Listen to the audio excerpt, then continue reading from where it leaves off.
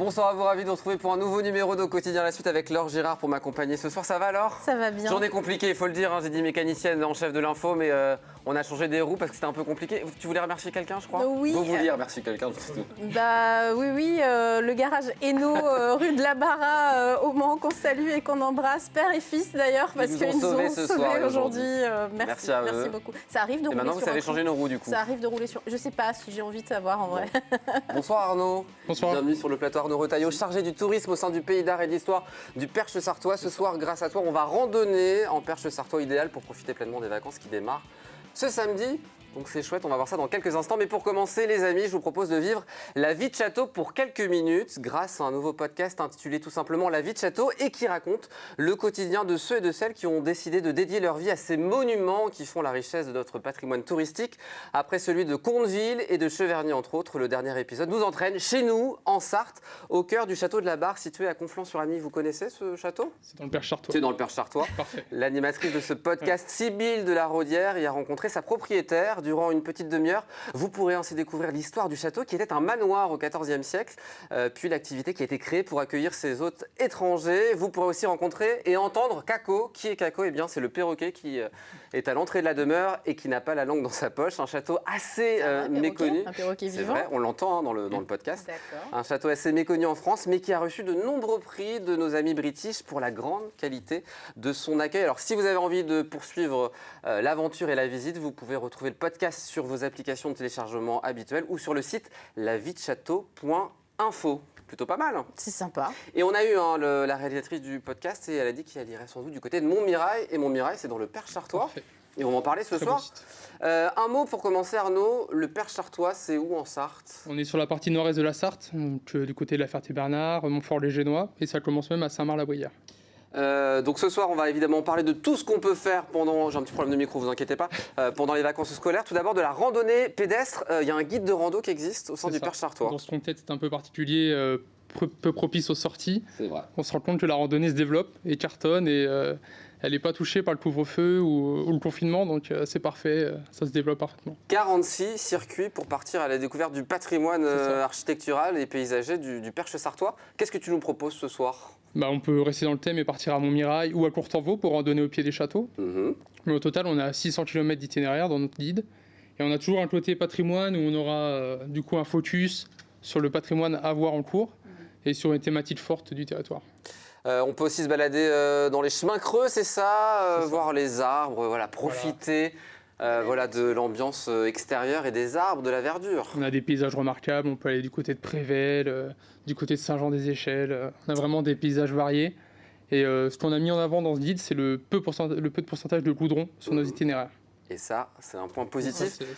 Donc c'est vendu au prix de 6 € dans les offices de tourisme et sites partenaires. C'est ça. Au Mans aussi, à Cultura, Librairie Doucet, Toire. Voilà, pour avoir toutes les informations. Donc elle est ce guide de rando du Perche Sarthois, mais aussi des parcours découvertes. Qu'est-ce que c'est ces parcours découvertes ? Donc là, on est plus axé patrimoine, donc c'est édité par le Pays d'Art et d'Histoire. Et là, on partira à la découverte des bourgs. Donc, ces documents vont vous aider à comprendre le patrimoine que vous allez découvrir sur place. Ils vous présenteront donc l'origine, le développement. Et grâce à ces documents, à la fin, vous avez un itinéraire de randonnée pédestre qui vous permet de redécouvrir chacun des sites évoqués. La Ferté-Bernard, Montfort-le-Génois, Semur-en-Vallon qu'on aime beaucoup, ou encore Conneré, c'est quelques-unes des communes qu'on peut découvrir dans ces parcours découvertes. On en a une dizaine, le dernier édité est Conneré, et on en a encore en cours de développement. C'est réalisé en partenariat avec la région Pays de la Loire. Si on les veut, ces parcours découverts, donc ils existent en physique, mais on peut les télécharger aussi sur le site. Oui, en ce moment, il faut plus les télécharger, je pense. Donc vous pouvez les récupérer sur notre site internet, ils sont tous disponibles. Perche-sarthois.com pour les avoir. On finit par du vélo. Laure, vous aimez le vélo ? J'aime beaucoup le vélo. Bicyclette. Même. La bicyclette. On peut se balader en bicyclette dans le Perche Sarthois. C'est à peu près la même philosophie que pour la randonnée pédestre. Donc on va partir à la découverte du patrimoine architectural et paysager. Par contre, on sera au fil des petites routes. On ne sera pas sur les chemins cette fois-ci. Mais on a choisi des routes peu passagères pour que vous soyez tranquille. Et idem, vous pouvez randonner au pied du château de Montmirail, celui de Courtanvaux, découvrir le centre ancien de la Ferté-Bernard par exemple. Et du coup, c'est pas des bicyclettes, c'est plutôt des VTT C'est plutôt des VTC. Et pour les sportifs aguerris, un vélo traditionnel suffira. Pour les novices, on propose des locations de vélos électriques. Ça sera pas mal, ça. C'est bien aussi. C'était le côté perche chez Vallonnet. Là aussi, il y a un guide pour découvrir toutes ces destinations à vélo. Exactement, ouais. C'est le même principe. Donc, il est vendu au prix de 3 € celui-là. Et il est disponible dans les mêmes points de vente. Donc, c'est quelle destination qu'on peut faire à vélo? Tout le Perche sarthois ou il y a vraiment des parcours bien précis? Vous avez 10 boucles, donc vous avez à peu près 500 km.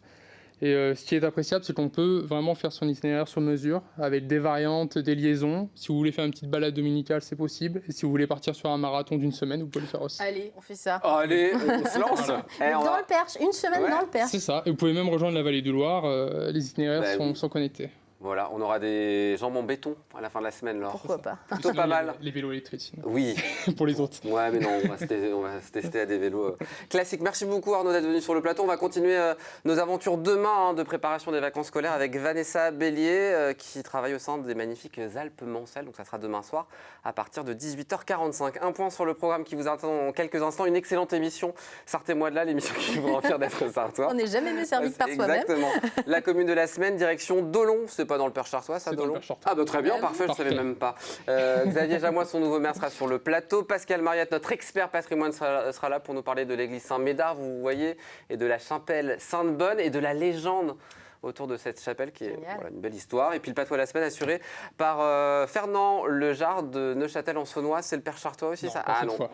Bon, en tout cas, on est content de l'accueillir. À 20h de la culture avec cinéma, puis Web TV Culture à 20h15.